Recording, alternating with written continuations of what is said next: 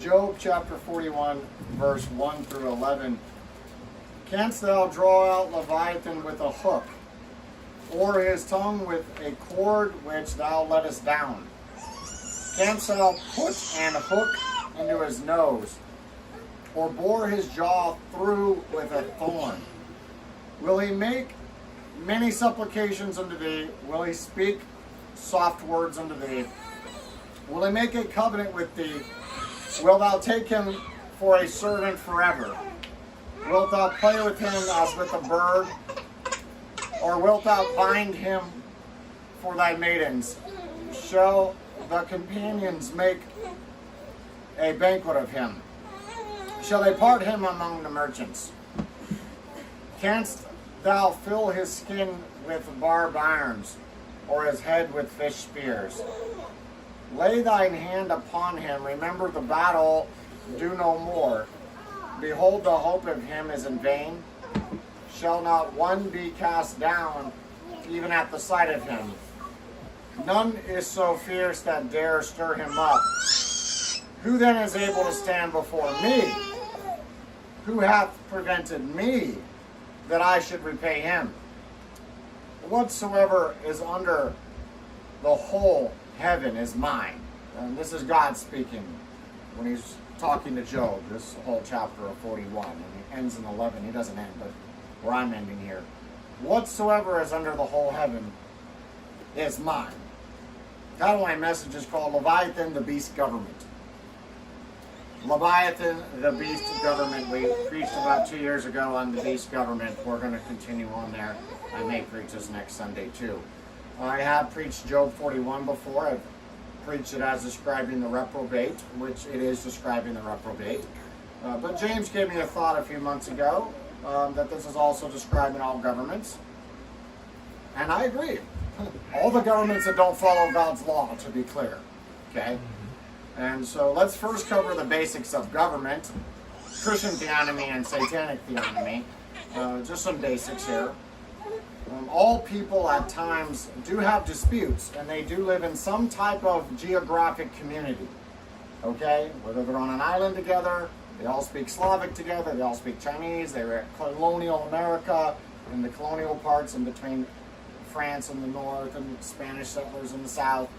All people everywhere have disputes at some time. Because human sin, and sin leads to disputes. And so all want their disputes resolved, even in the crazy Native American savages. You know, they would go the chieftain there. They all want their disputes resolved, and all want some type of justice to happen if their cow was stolen or their car was stolen. However, they want to define justice. So therefore, law does exist. And law always has three sides: commandments, statutes, judgments. Okay, the commandments. You don't steal your neighbor's ox or their car. You don't murder somebody, and you don't steal something. Okay, the statutes are defining that. The involuntary manslaughter is different than premeditated murder. The stealing of the shoe is different than stealing. Bernie Madoff billions of dollars from investors. The statute of defining what a speed limit is versus what it is not. You have to actually define these things in every society. They do that. And then, of course, the third, which there is no law without this, and that's the sanctions, also known as the judgment. In Norway, they don't have the death penalty. So there's a guy that went and shot like 80 liberal teenagers who were the sons and daughters of the liberal politicians. He's still in jail today. Okay, he's going to hell. He's a murderer. But he knew there was no death penalty in Norway, so it kind of empowered him to go ahead and do that. And he was fighting the wrong way. Someone else in Bible law, someone else, and I'll just go through kind of the floor for the sermon here. And when I say democracy, I also mean republic. So that's Western Europe, that's America. Sharia law, Islam law. Communism, that's America, that's not America. We have some socialism. That's Russia, China, Cuba, North Korea. Not so many communist countries left. Okay? And then, of course, fourth is Christian theonomy law. So All of these have these. So under the sanction judgment part, for the theft under God's law, they pay back 20%, double, 4 times or 5 times, depending on what it is. And if they're a second offender, they're put to death. In the Sharia law, they chop off their right hand. So if you see a guy walking around with the hand chopped off, you know he was a thief. Okay? Communism law, super brutal. I mean, depending on what it is, super brutal. Okay? If it's toward the government, you're locked up 40 years. Okay? If it's toward another, person, it's. And then democracy, republic, very low sanction on it. Very low judgment upon that. That's why they get caught over and over again, because there's no fear in that law. And really in Europe, but also in America. Really bad there. And so law always reflects the culture of the people. And the culture is a reflection of people's faith. So a shorter version would be this. Laws are reflections of people's faith. So if you have enough Muslims in the land, they're going to say, hey, if you apostatize from Islam, we're going to kill you. The law of apostasy, the honor killing. The law is a reflection of the people's faith. So in America, enough people say we should kill babies, so they kill babies. It's the law of the land. It's a reflection of people's faith. Under communism, they're like, there is one party here. There's no election. There's no second party. And if you try to start a party, you're put to death for treason. Okay? So they have to collapse from within. They can't have a process to elect someone else. It's literally impossible. The laws are a reflection of the people. Under Cromwell and the Puritans, enough people were sick of the king being basically a Catholic and ruling over us and cutting off our preachers' ears and tongues and burning them at the stake sometimes. We want Puritanism. We want that. And then after Cromwell died, they're like, you know what? We actually kind of want our bars. We don't want that strong Christianity. We just want kind of the type that, Wilberforce and John Wesley had to go against, that allows all the slavery and these other issues and child sweat lodge work and all of these things. So we're going to throw off the Puritan side, and we're going to have this weird in-between Christian, which it wasn't really, and democracy going. And that's what happened after Charles II and his brother were finally deposed and gone. So laws reflect the people's faith.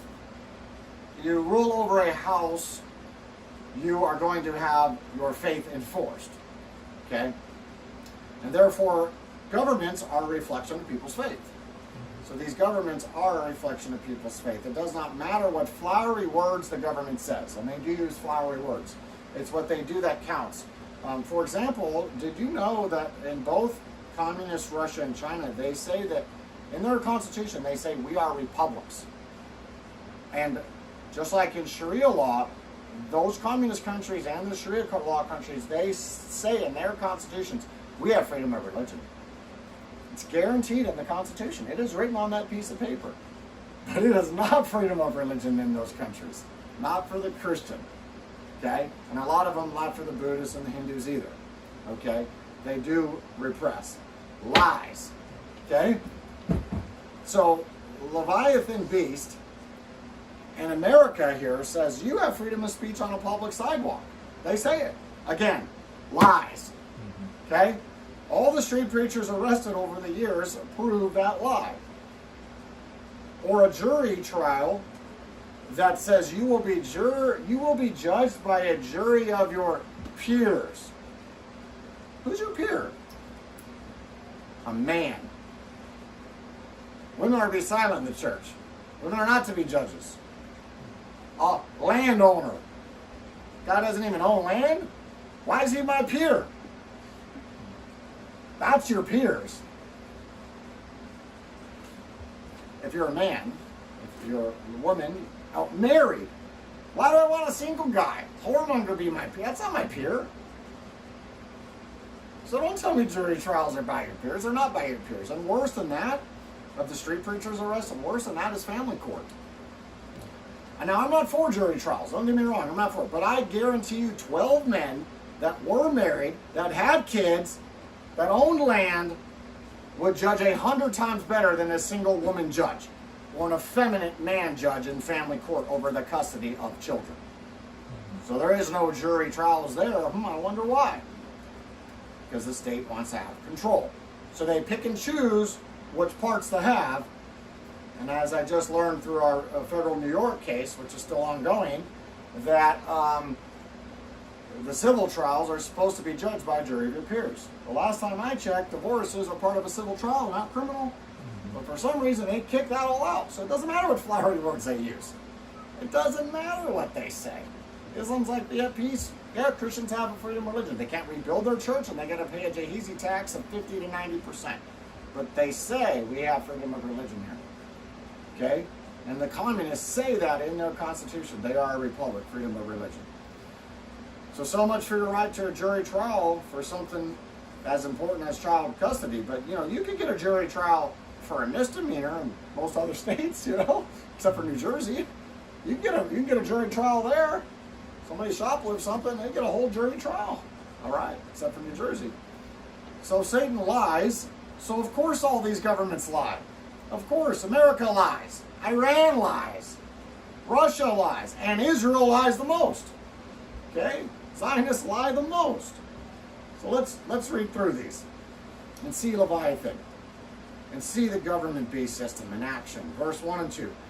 Canst thou draw out Leviathan with a hook, or his tongue with a cord which thou lettest down?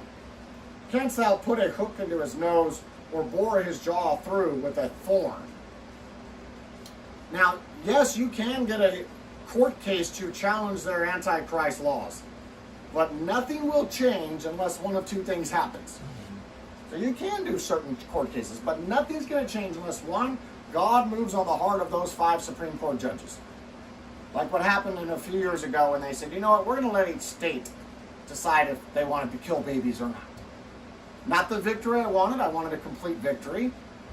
Ban baby killing and execute those that kill them. And the reason we won't get a complete victory is because common sense tells you, logic tells you, if you're convicted for murder, you have to face a judgment, a penalty for murder. So if they call the baby a human, then they have to start executing those that do that. And none of those Christians want to go that far because they're fake Christians. Okay? So one of two things must happen. So I'm talking about drawing out Leviathan, drawing out this government beast system, trying to get laws changed. Either God has to move in the Supreme Court, or 2, the faith of the people has to change. And when the faith of the people changes, enough of them, then in a short period of time, the laws do change. The laws do change. If we had 51% Christians here, then in all of America, then outlawed abortion would be across the whole country. Okay? And you could actually vote in a Christian theocracy over a period of time. So we should never draw out Leviathan, draw out the government just to play with it. Okay? Sometimes you reel in the fish, you play with it a little bit. Sometimes I teach my girls fishing, I'm like, no, bring it in quick. We don't want to lose it. But if you already have a bunch, you don't really care. You hit your limit. Fishing licenses, I don't get whatever. That's on camera. Pastor Aiden's guilty. I fish without a license. Amen. I do. Bust me if you can find me. Silly man's laws. You don't play with it. Would you play with a shark? Would you play with a lion? A cheetah? No. When you engage for a specific purpose, and you still need to know that in the end, they will protect their own. Even if that means being a walking contradiction, defying the laws of logic, they will protect their own. Again, the only 2 ways that anything changes Leviathan beast system structure is enough people change their mind, no more slavery anymore, so then they change the laws and went through Supreme Court, or no more, or Supreme Court 5 justices say this is what the law is going to be. All right, that's the only 2 ways it changes in the government. Verse 3 here. Will he make many supplications unto thee? Will he speak soft words unto thee? Yes and no. If the government thinks they can get you to do what they want and to back off, sure. They'll use soft words. They'll offer you a $1 settlement in our Reading trial that's still ongoing too, possibly going to Supreme Court. They wanted to settle with me a year ago and say, here's $1, Pastor Aiden, for arresting me preaching at high school. Here's $1. Oh, thank you. Oh, thank you. No, they'll give you soft words. They'll even say sorry verbally. they won't put it in writing. They'll act like it was a no contest, whatever that legal word is, where neither side takes any blame. But for some reason, they pay $1, so obviously they're to blame. But no fault, or whatever the judgment is. So they'll want you to back up. They'll use the soft words. It's just one of their tools, like a plea bargain. It's just one of their tools. And they will then throw it out, and they will bring the hammer or bring the nukes or freeze your bank accounts just as fast. When that tool doesn't work, they're going to bring the other tool. Read about a J6er who got released by Trump. He was leader of the Proud Boys in Philly. And he did walk through the Capitol, and he admitted walking through the Capitol for 20 minutes. Didn't have a weapon on him, didn't fight anybody, didn't threaten anybody, all on film, walking through the Capitol. It is a misdemeanor to walk through uninvited, if they even give him that. They gave him 15 years. He served 3 or 4 years till Trump got him out. And he's like, yeah, I've been trying to start a business, but I'm pardoned, but I'm not fully pardoned, meaning like on his record it still says conspiracy, to seditious conspiracy, so it hasn't been expunged. So he's like, they froze my bank accounts. They kicked me off of Airbnb. Airbnb! They deplatformed from this and that, trying to start a business. I said, well, they'll freeze them. The soft words don't work. They'll bring the hammer. Don't think that they won't. What'd they say to the early Christians in the early days? Just pinch the incense to Caesar. Everything will be fine. It's only once a year. You don't even have to mean it. I'm not trying to lose tax revenues. They literally told them you don't even have to mean it. Just pinch it. Just say it. Caesar's Lord. I say stupid things too at times. Doesn't offend my gods. They understand. Just pinch it. You'll be fine. No big deal. You won't. You won't? Feed them to the lions. Light them on fire. Put them up as torch. You'll never be deceived by their soft words. Well, we want the best for your kids, though. Really? You that have no kids? You're a corporation. You literally can't have kids. That's all you governments are, is corporations with bylaws and constitutions. It's the same thing corporations have. Bylaws, articles of incorporation. It's a constitution. That's all that they are. They can't even have. Don't tell me you know what's best for me. Now, verse 4. Will he make a covenant with thee? Wilt thou take him to be a servant forever? Yes, the government loves to make one-way covenants with you. What is a one-way covenant? Well, first of all, let me rephrase what a covenant is. A covenant is based off God's covenant, which is a deal with two unequal parties, one that is the superior, God, to us, the inferior, like you do with Abraham. And he says, what's mine is yours, and what's yours is mine. So we come to Jesus Christ, we don't have anything. We're like, well, I give you what I have, which is nothing, just my own life, my own breath. And he says, great, I give you what I have, my righteousness. We're in covenant together. It's very close to analogies would be a business covenant between two partners, a marriage covenant between two people, how your covenant would be in a church. And that is a real covenant. And there is sanctions on both sides. If one breaks the deal, the other one has the penalty. One sins, the other one has the penalty. What's so great about our covenant with God is he never breaks his word, never breaks the deal, never sins. It's a very trusted covenant. Only you can screw up. Only you can mess that up. Not like that in any marriage, not like that in any partnership, not like that in any church. It's a very unique covenant with God. But the government has what's called a one-way covenant. So what is a one-way covenant? It appears like the covenant of God. It appears to have checks and balances there. It appears to be fair. But they break their word. Only landowners can vote. No, let's let everybody vote. Well, women can vote now. Okay. Whoa. 20-year-olds can vote. No, move it down to 18. Now we want 16. Because the young ones are easier swayed by the socialist arguments. Well, I want this. No, they're that now. And sometimes it's so bad that they'll even make a new law and then make it retroactive crime back in time when it wasn't even a law. Did you know that? It's convict you for something that was legal back then. Or at least try to. Oh, that was my point on the Philly guy. So charges are dropped, and he's like, and now Larry Krasner, DA of Philly, is saying, I'm searching through the Pennsylvania law. I literally watched him say it. we might charge him under Pennsylvania law. Whoa, you wicked devil. He got pardoned by Trump to walking around, and you're now holding that over his head that you might charge him under Pennsylvania law? You wicked one-way covenant devil. It's wrong. So I might reach out to the guy. Try to get, he's not safe. Try to get him safe.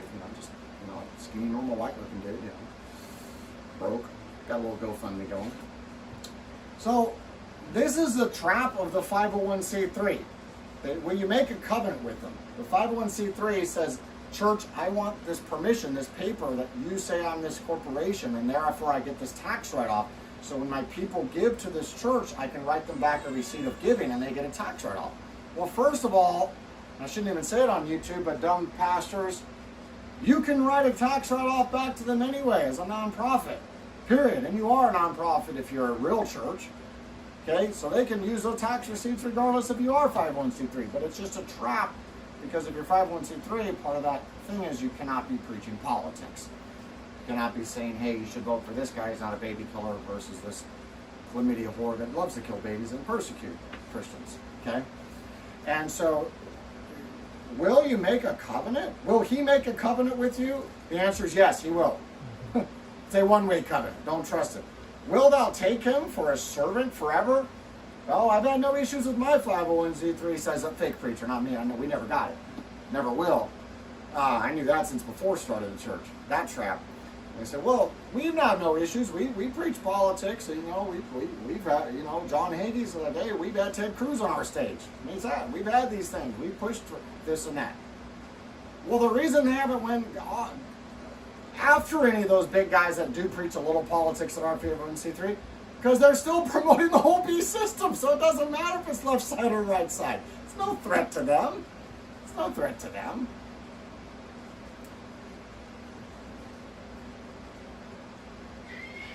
Will thou take him for a servant forever? When a man gets government food stamps, he thinks he's making the government his servant, because it appears that he's getting free food. Nothing in life is free, except for salvation through Jesus Christ.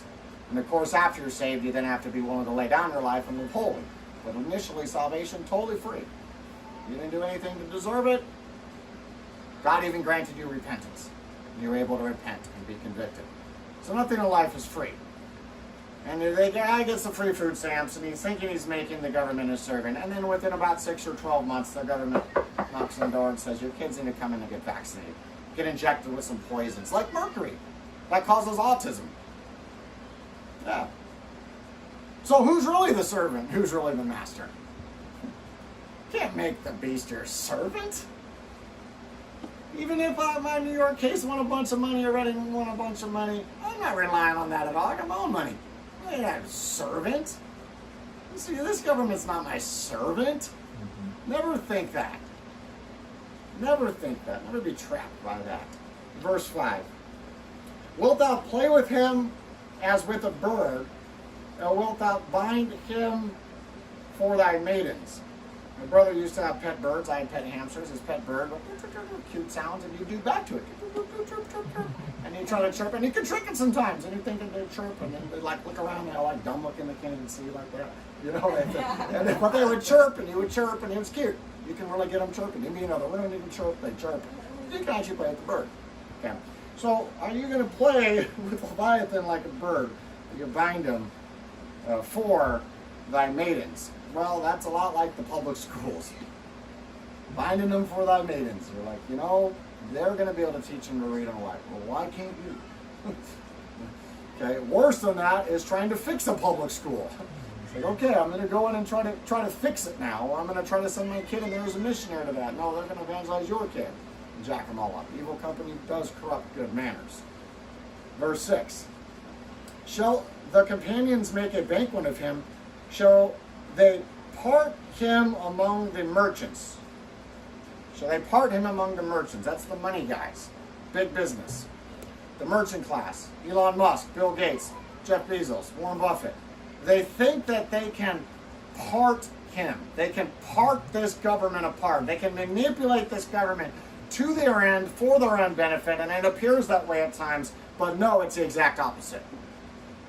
I don't know if you know this American law, but the government can declare your large corporation a monopoly at any point in time and force it to break up.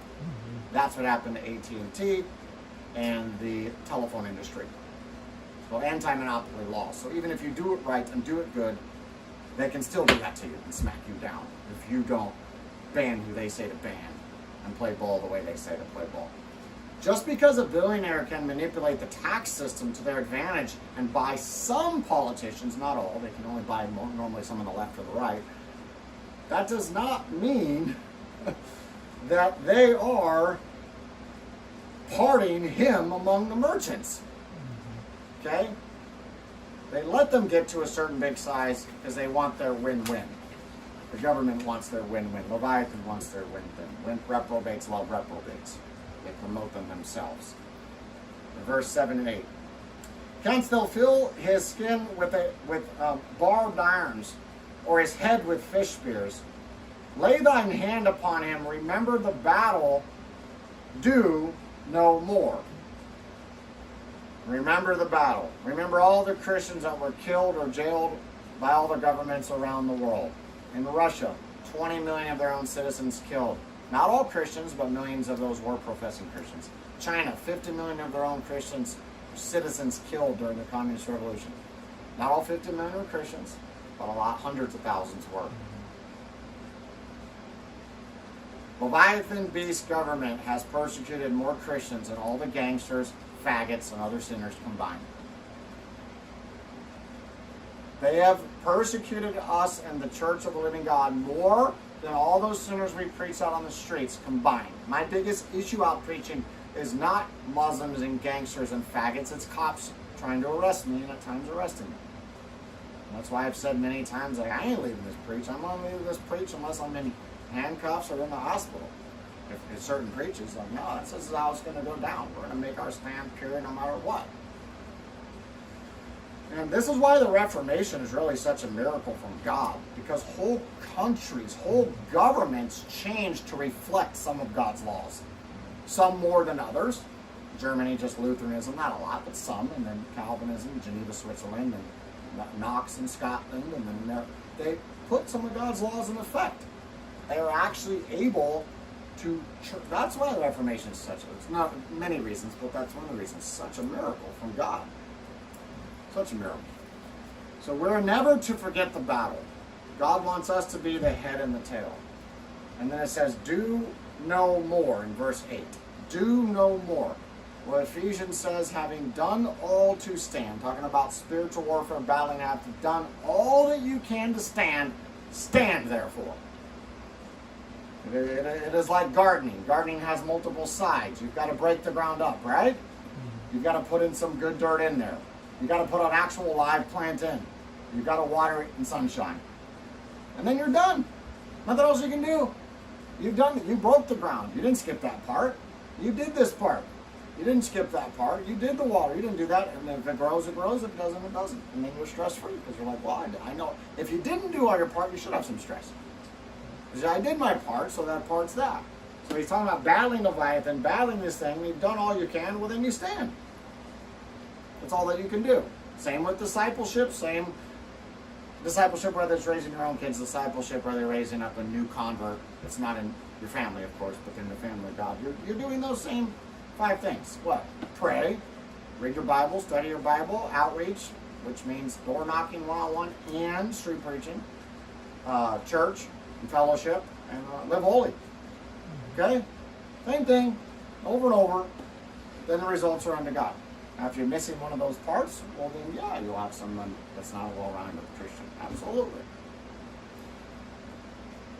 Do no more does not mean be lazy or only do 3 out of 5 things. You didn't ever water your plants, they're going to all die. You didn't break up the fallow ground first, they're going to die. That's what do no more means. Because it's leading to the sovereignty of God. And we're not preaching a downer message of wicked beast system that nothing you can ever do. Well, you do what you can, and then you do no more, and you leave it to God. Verse 9. Behold, the hope of him is in vain.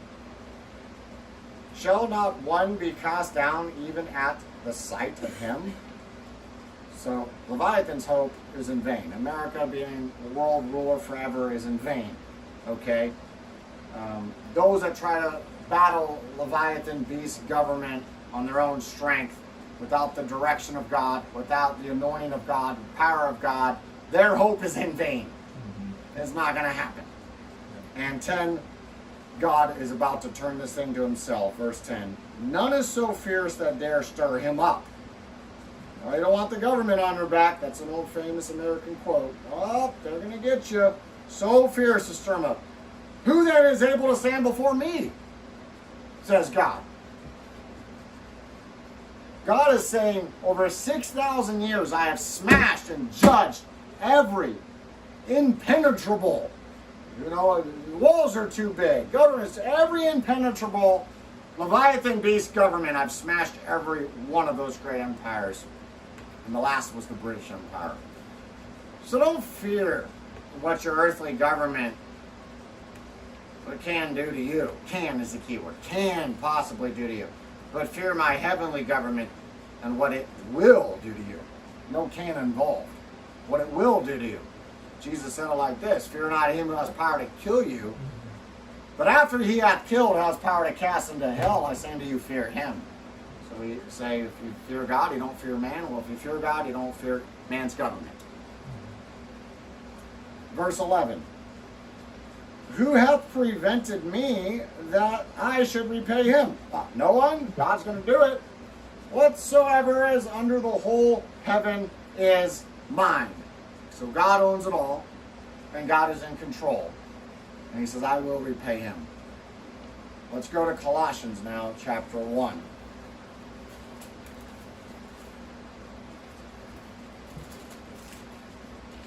Colossians 1:15, very deep scripture, heavy scripture when you understand the implications of it. Much to be meditated upon if you want to know the sovereignty of God. Colossians 1:15, 16.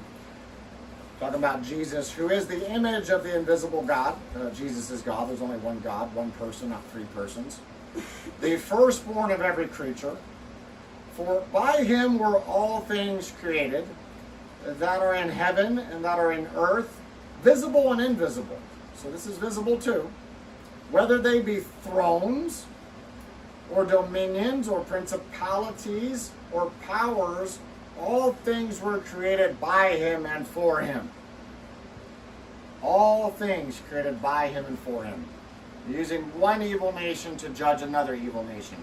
Letting Nebuchadnezzar be born, letting Nebuchadnezzar get all the way to the point of where he's the emperor or king of Babylon, and all the way to the point where he doesn't die of disease, going to Jerusalem and smashing them and bringing them all back. All used for his glory, for his purpose. Yes, communism, evil, wicked, done lots of things. Somehow God still used all that in order for his glory and his purpose to come to fight. Okay? You know, Jesus told Pilate, you have no power over me unless it was given unto you. Okay? It's just like this. Just like you think of men on a small picture and apply it to government. Just like God did not make anyone a sinner. Sin is a choice. Amen. Sin's a choice. No one's born a sinner. People choose to sin. That's why they sin. But if one gets saved, God will use that old evil that they did for good in their testimony, in their soul winning, in their fruit, in their exampleship. Think of Moses wasting 40 years in the palace. Yeah, it was sin. It was wasted. He should have come out a lot sooner. But God ended up using that and making him the man he was, so he hated the world the way it was. Jonah's disobedience. That was sin. He sinned. But God ended up using this whole situation. Didn't cause the sin, but God used it. Paul helped kill Stephen. Evil, sin, going to hell. God did not make any of these people sin. God never made you sin, me sin, no one sin. But God did end up using that dark part of their past for his glory, for his purpose. Well, same way with all these evil governments in history and with the American Leviathan beast government right now. And then at the end of Job 41, God says this Leviathan beast government is the father of all the children of pride. They get to, quote, make their own laws. So of course they're proud of their constitutions. Iran is proud of their Sharia law. China is proud of their communist law. Norway is proud of its socialist law. America is proud of its republic law. You know, lots of people are happy Trump struck first. Maybe trigger World War II. You know, peace is not part of their vocabulary. Okay? They do what Zionism says to do. They're proud of their law. He's the father of the children of all the lies. That's the end of Job 41. And how did Jesus speak to the beast? How did Jesus speak to Leviathan? Well, many ways, but one of them, and this would be a rare one, he asked the chief justice there, the head of the court, that would be Pontius Pilate, if he was a truth seeker. He evangelized him. You know, I rebuked Chuck Schumer to his face at the faggot pride like 3 or 4 years ago when he walked by. Want to repent? He's going, oh, he's a baby killer, homo hugger. Looked at me like a calf at a new gate. Got to rebuke him. You know, certain times you don't rebuke in certain situations, but that's one thing he did. Another thing Jesus did, at least, is he just ignored him. Brought him, King Herod didn't answer him a word. Just flat ignored him. And what you say can and will be used against you in the court of law. So if you actually say nothing, then nothing can be used. Although I would recommend one word: lawyer. I want my lawyer call now. I'm done talking until I talk to my lawyer, and then don't actually talk. Don't even answer what year were you born, where do you live. You answer nothing. Just go totally mute. That's the only thing he's saying. And of course, the other thing he did is Jesus rebuked the Leviathan beast. He rebuked high priest. So to see the Son of Man coming in the glory of the angel, they knew what that meant. He's rebuking Pharisees. He's rebuking. After Pilate showed he didn't want the truth, he rebuked him by saying, you have no authority except for what my Father gave you. That's a rebuke. Okay? You've never been rebuked like that before. No prisoner ever told Pilate that before or after that, I dare say. Unless he ran into another Christian later. Okay? So that's the way to deal with it. Ignore them, rebuke them, and in some cases evangelize them. Now let's get into Revelation. Revelation 14, verse 8.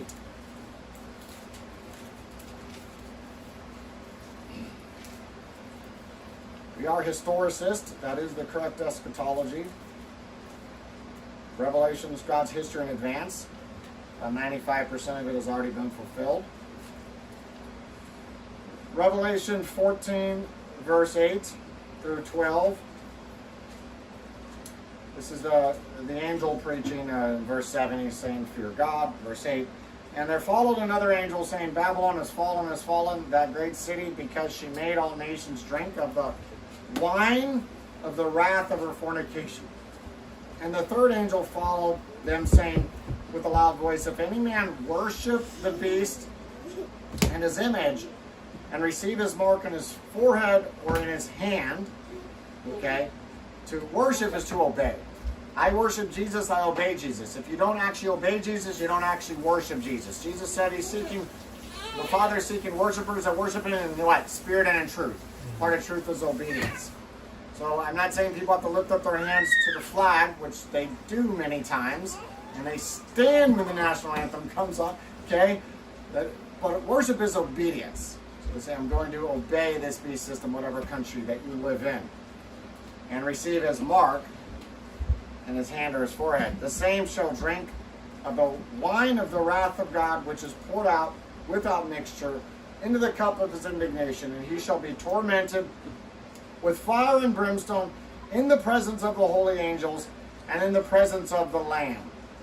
And the smoke of their torment ascendeth up forever and ever. And they have no rest, day nor night, who worship or obey the beast, the government, and his image, and whosoever receiveth the mark of his name. Here is the patience of the saints. Here are they that keep the commandments of God and the faith of Jesus. The exact opposite. That's the contrast there. Because the Christian is keeping the commandments of God and the faith of Jesus. Okay? Chapter 17.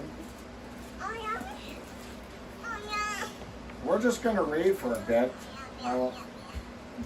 It's great, relaxed Sunday, Sabbath. No hurry. And I was like, I don't know. Should I end up reading the whole chapter? And we got 18, we got 19. Yeah, you know what? It's nice to not be a religious spirit where you have to have a 45-minute sermon. We're reading all 17. And there came one of the 7 angels which had the 7 vials, and talked with me, saying unto me, Come hither, and I will show thee the judgment of the great whore that sitteth upon many waters. So, chapter 16, of course, is talking about the 5th angel pouring out the vial, the 6th angel, Armageddon, the 7th angel, all the mountains being smashed. The mountains represents governments. Okay? For this teaching today, you only got to really know 3. Mountains is governments, waters is people, beast is government here, and then, whore. This is important. Verse 1, if you go to the last 1, verse 18, go to 18, we're going to get there in a minute. And the woman which thou sawest is that great city which reigneth over the kings of the earth. Okay, so the woman they saw is the great city. All right? So the whore is the great city. Cities are ruled by people. Remember we were talking about earlier. It's a culture.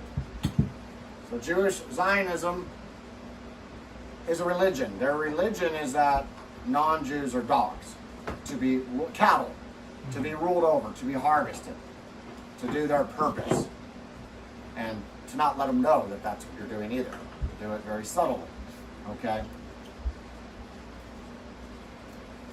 So the whore is not just one person. They're not the Pope. The Pope is Antichrist. He's the spiritual counterfeit. But this is an actual system. So this whore is a city. And I believe I finally have the answer what city it is. I'm not going to say 100%, but thinking on researching more. That makes sense. I got a good answer. Good answer coming up for you. The great whore that sitteth upon many waters rules over many people. Verse 2. With whom the kings of the earth have committed fornication, and the inhabitants of the earth have been made drunk with the wine of her fornication. So he carried me away in the spirit into the wilderness, and I saw a woman sit upon a scarlet-covered beast, full of the names of blasphemy, having 7 heads and 10 horns. And the woman was arrayed in purple and scarlet color, and decked with gold and precious stones and pearls, having a golden cup in her hand, and full of abominations and filthiness of her fornication. And in her forehead was a name written, Mystery Babylon the Great, the mother of harlots and abominations of the earth. It's the mother of all the harlots, mother of all these different harlot religions. And remember, this is showing a timestamp of what already happened in 16. In 16, on the 7th vial, the great city is destroyed in the 3rd, the mountains are crashed, all these things. So he's showing now, God is showing John, showing us what has happened at the end of that 6th and 7th vial. Okay? Verse 6. And I saw the woman drunken with the blood of the saints, and with the blood of the martyrs of Jesus. And when I saw her, I wondered with great admiration. And the angel said unto me, Wherefore didst thou marvel? I will tell thee the mystery of the woman and of the beast that carrieth her, which hath the 7 heads and 10 horns. So this should not be a mystery. He says, I'm going to tell you the answer. So it's spelled out for us. It's not some crazy futurism, dispensationalism of a beast coming out of actual water with 7 heads and all this stuff. He goes, I'm going to tell it to you. So we're going to say it very clear exactly what this is. The beast that thou sawest, and now that you know beast is government, was and is not, and shall ascend out of the bottomless pits and go into perdition. And they that dwell on the earth shall wonder, whose names were not written in the book of life from the foundation of the world, when they behold the beast that was and is not and yet is. So it wasn't, and now it is. Again, earth has never existed without a government. Cain made the first city, he had a government.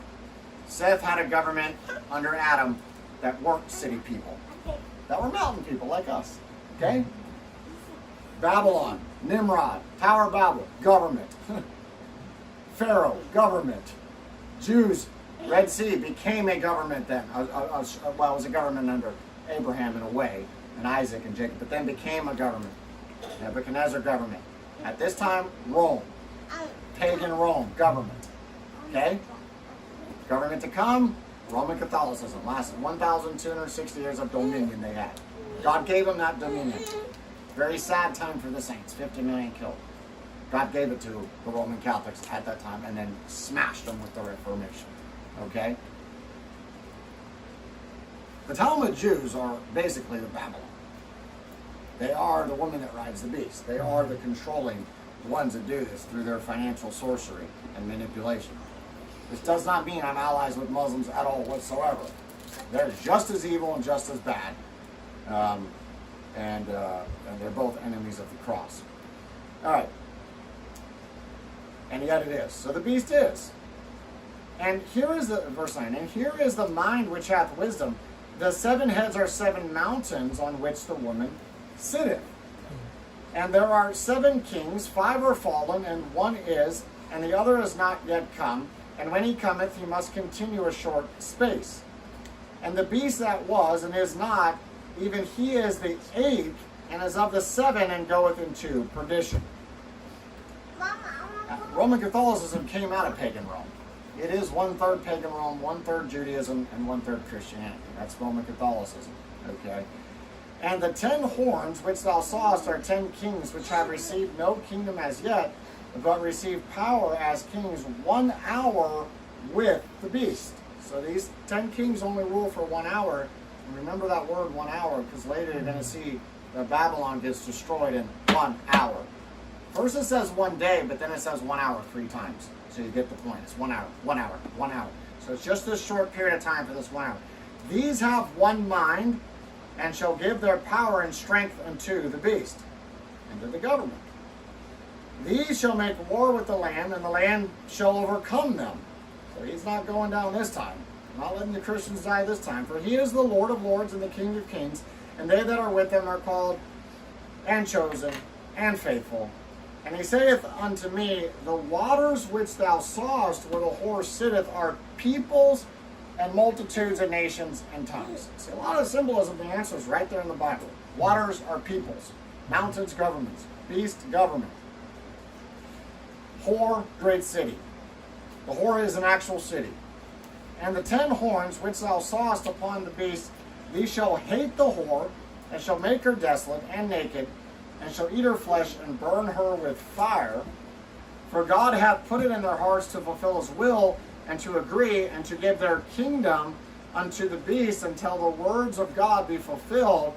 And the woman which thou sawest is that great city which reigneth over the kings of the earth.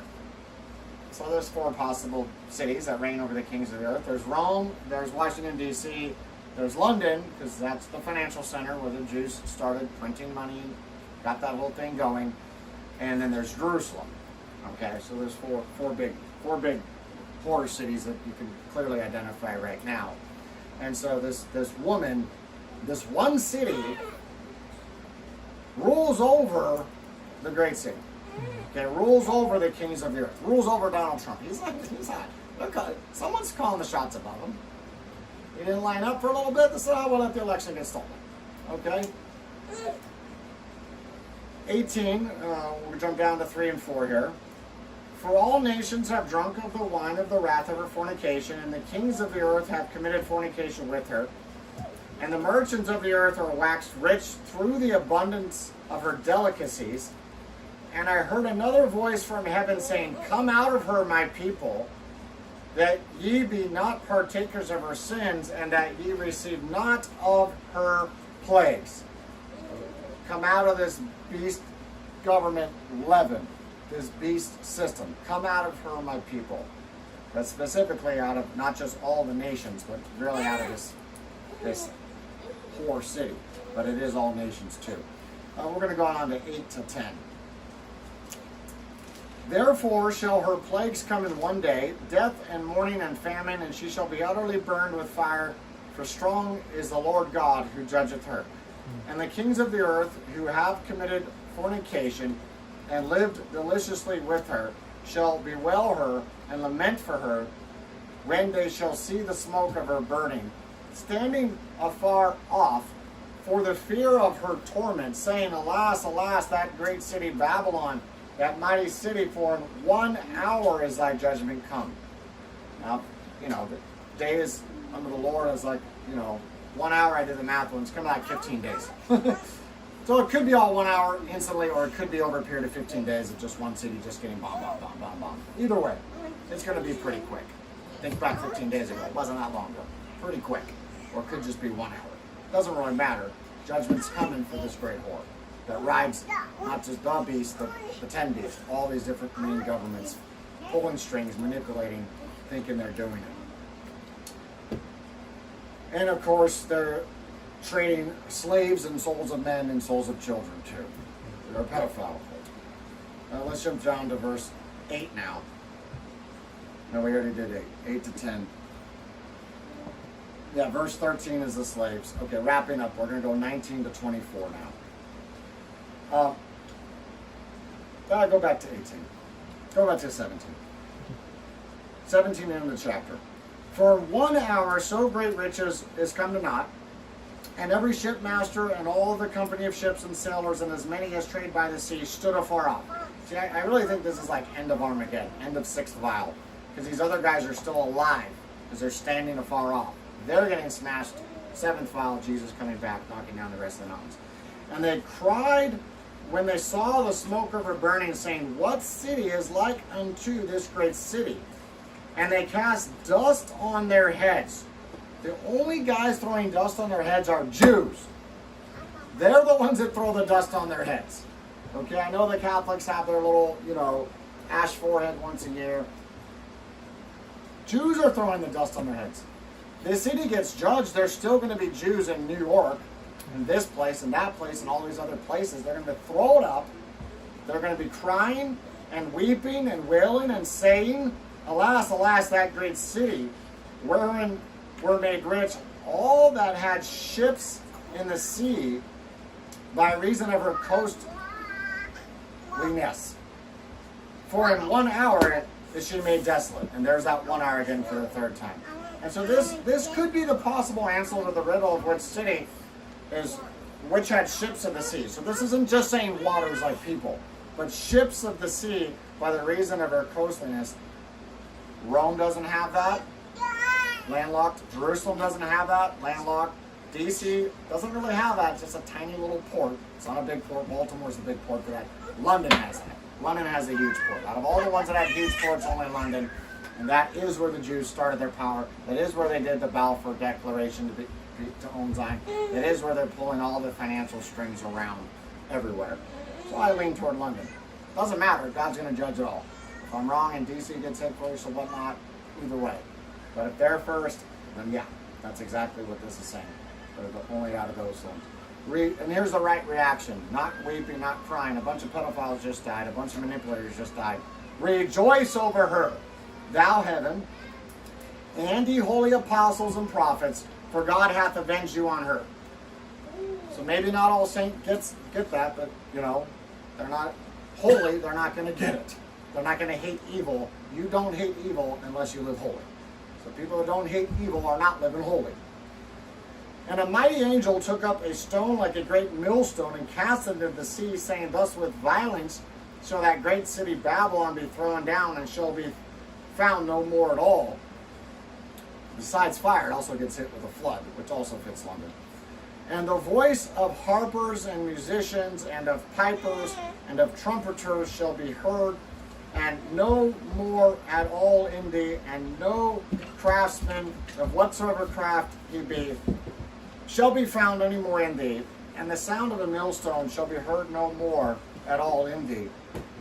And the light of a candle shall shine no more at all in thee, and the voice of the bridegroom and of the bride shall be no more at all in thee, for thy merchants were the great men of the earth, for by thy sorceries were all nations deceived. And I've said it 3 or 4 times over 7 years, but greater than turning lead into gold is printing money out of thin air. And greater than printing money out of thin air is then lending it to the government and getting interest payments. And America pays 14% of our whole deficit. The same amount we spend on national security goes to interest payments out of money that was printed. They don't care about the money anymore. It's just the manipulation and the power. Okay? By thy sorceries were all nations deceived. Oh, you can't handle, you're printing your own money. You couldn't handle that responsibility. Why not? God made you a nation. Why can't you handle that? And in her was found the blood of prophets and of saints, and it's not done there. This is heavy. And of all that were slain upon the earth. It includes Abel. Cain slew him. Cain had that Babylon spirit. Think of every person murdered, slain, murdered, all by the woman and the beast. All by the Babylon spirit, okay? But just because they weren't called Talmud Jews back then, that's what they were. That's what Cain was. That was what the Nimrod was. That was what Pharaoh was. It's that same Babylon anti-theocracy, make-own law spirit, then uses the color of law to kill people. Drop bombs on babies, kill babies, lock Christians up. This is not in verse 24. Found in her was the blood of all Christians and prophets and Christians and saints. Yes, it says that. But and is so important. Of all that were slain upon the earth. That same spirit just changes mask over the years. So it may have been Jesuits and Catholics for 1,000 years, but now it's the Talmud Jews. Because they're the ones imprinting the money. They're the ones manipulating things. They own Fox News. They own CNN. They own both sides. They own this. And they started communist Russia, which then started communist China. How else you get all these kings there? It says all these kings. All of them. Until finally that 1 hour. Turn. Forget that. We don't want that master anymore. Turn and blow her up. And that's the end of the 6th vial. And then the 7th vial would be all the mountains getting smashed when Jesus Christ comes back. How big's the gap in between the two? I don't know. But I just know when American government falls, justice will be served. Every head bowed, everybody praying.